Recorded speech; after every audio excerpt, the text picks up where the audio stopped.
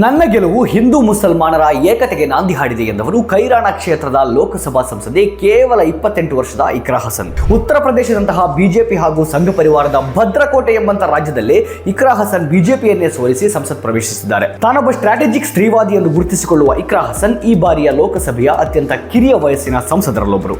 ದಿಲ್ಲಿ ವಿಶ್ವವಿದ್ಯಾನಿಲಯದ ಲೇಡಿ ಶ್ರೀರಾಮ್ ಕಾಲೇಜಿನಲ್ಲಿ bachelor of arts ಪದವಿ ಹಾಗೂ ಸೋಸ್ ಯೂನಿವರ್ಸಿಟಿ ಆಫ್ ಲಂಡನ್ನಿಂದ ಎಂಎಸ್ಸಿ ಇನ್ ಇಂಟರ್ನ್ಯಾಷನಲ್ ಪಾಲಿಟಿಕ್ಸ್ ಸ್ನಾತಕೋತ್ತರ ಪದವಿ ಪಡೆದ ಇಕ್ರಾ ಅವರು ರಾಜಕೀಯ ಕುಟುಂಬದಿಂದಲೇ ಬಂದವರು. ಗಂಭೀರವಾದ ವಿಷಯಗಳನ್ನ ಅತ್ಯಂತ ಸರಳವಾಗಿ ತಿಳಿಸುವ ಸಂವಹನ ಕಲೆ ಇರುವ ಸಂಸದೆ ಎಂಬ ಹೆಗ್ಗಳಿಕೆಗೂ ಪಾತ್ರವಾಗಿದ್ದಾರೆ ಇಕ್ರಾ ಹಸನ್. ನಾವು ಕಳೆದ 10 ವರ್ಷಗಳಿಂದ ನಿರಂತರ ಹೋರಾಟ ನಡೆಸ್ತಾ ಬಂದಿರುವ ಕಾರಣ ನಮಗೆ ಕ್ಷೇತ್ರದಲ್ಲಿ ರಾಜ್ಯದಲ್ಲಿ ಒತ್ತಡಗಳನ್ನ ಸವಾಲುಗಳನ್ನ ಎದುರಿಸುವ ಧೈರ್ಯವಿದೆ ಅಂತ ಹೇಳುವ ಇಕ್ರಾ ಹಸನ್ ಸಂವಿಧಾನ, ಮುಸ್ಲಿಮರ ವಿರುದ್ಧ ಗುಂಪು ಹತ್ಯೆ, ಮುಸ್ಲಿಂ ಮತ್ತು ಮಹಿಳೆ ಎಂಬ ಗುರುತಿನ ಕುರಿತಾಗಿ ವಾರ್ತಾ ಭಾರತೀಯ ನೂತನ ಸಂಸದರ ಸಂದರ್ಶನ ಸರಣಿಯಲ್ಲಿ ಮಾತನಾಡಿದ್ದಾರೆ.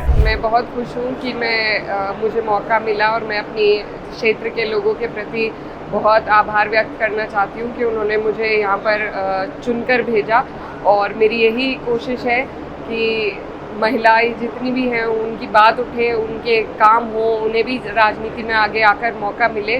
और मैं दो माइनॉरिटीज़ को रिप्रेजेंट करती हूँ, कल्चरली भी और एज अ फीमेल भी. तो ये मेरे लिए बहुत बड़ा दिन है, बहुत बड़े सौभाग्य की बात है. एंड मुझे बस यही मेरी कोशिश है कि मैं इसमें ईमानदारी से काम कर पाऊँ. कॉन्स्टिट्यूशन देखिए, हमारे देश का सार है कॉन्स्टिट्यूशन. उसके बिना हमें किसी भी किस्म की आज़ादी नहीं है. जितनी भी हमारी राइट्स हैं उससे निकलती हैं. तो ये सबसे बड़ी हमारे लिए किताब है. जैसे हम अपने अपने धर्म की किताबों को मानते हैं, उसी तरीके से हम देशवासी होने के नाते कॉन्स्टिट्यूशन के हिसाब से चलते हैं. और कॉन्स्टिट्यूशन की रक्षा करना और उसको और मजबूती से हम सब की संरक्षण के रूप में वो रहे, यही विपक्ष दिखाना चाहते हैं. इसी वजह से सब लोग अपनी शपथ में भी कॉन्स्टिट्यूशन को लेकर गए, क्योंकि हमें सिर्फ कॉन्स्टिट्यूशन पे यकीन है और हम सिर्फ कॉन्स्टिट्यूशन का संरक्षण चाहते हैं. और सरकार किसी की भी हो, छेड़छाड़ बिल्कुल बर्दाश्त नहीं होगी संविधान से. देखिए, जिस हिसाब से अभी की वारदातें हुई हैं तो ये बहुत अफसोसजनक है.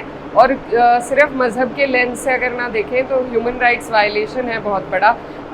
उसी के आधार पर हमारे देश के कानून को, हमारी सरकार को उस पर एक्शन लेना चाहिए. लेकिन कोई ऐसा ठोस कानून ना तो अब तक बना है और ना कोई इन पर कार्रवाई होती है. तो ये बहुत बड़ा एक लैक्यूना है और इसको सरकार को संज्ञान में लेना चाहिए. और मुझे लगता है किसी के भी साथ हो, जब तक हम लेंस नहीं उतारेंगे तब तक हमारे नेता भी उसी हिसाब से फिर राजनीति करके मदद नहीं करते हैं. तो ज़रूरी है हमें कि हम पहले इसे as a human rights violation देखें और उसके बाद किसी भी लेंस में डालें. ನಮ್ಮ ಕಾರ್ಯಕ್ರಮಗಳನ್ನ ನೀವು ನೋಡ್ತಾ ಇದ್ರೆ ನಮ್ಮ ಚಾನೆಲ್ ಅನ್ನ ಸಬ್ಸ್ಕ್ರೈಬ್ ಮಾಡಿ, ಪಕ್ಕದ ಬೆಲ್ ಐಕನ್ ಒತ್ತಿ ನಮ್ಮನ್ನ ಬೆಂಬಲಿಸಿ. ಹಾಗೆ ನಮ್ಮ ಕಾರ್ಯಕ್ರಮಗಳನ್ನ ಲೈಕ್ ಮಾಡಿ, ಕಮೆಂಟ್ ಮಾಡಿ, ಅದನ್ನ ಬೇರೆಯವರಿಗೂ ವಾಟ್ಸ್ಆಪ್ ಮೂಲಕ ಶೇರ್ ಮಾಡಿ. ನೀವು ಹೀಗೆ ಮಾಡಿದಾಗ ನಮ್ಮ ಚಾನೆಲ್ ಇನ್ನಷ್ಟು ಮತ್ತಷ್ಟು ಜನರಿಗೆ ತಲುಪಲು ನೀವು ನಮ್ಮೊಂದಿಗೆ ಸಹಕರಿಸಿದ ಹಾಗಾಗುತ್ತೆ. ಇದು ನೀವು ಯಾವುದೇ ಖರ್ಚಿಲ್ಲದೆ ಕೆಲವೇ ಸೆಕೆಂಡುಗಳಲ್ಲಿ ನೀಡಬಹುದಾದ ಸಹಕಾರ. ಧನ್ಯವಾದಗಳು.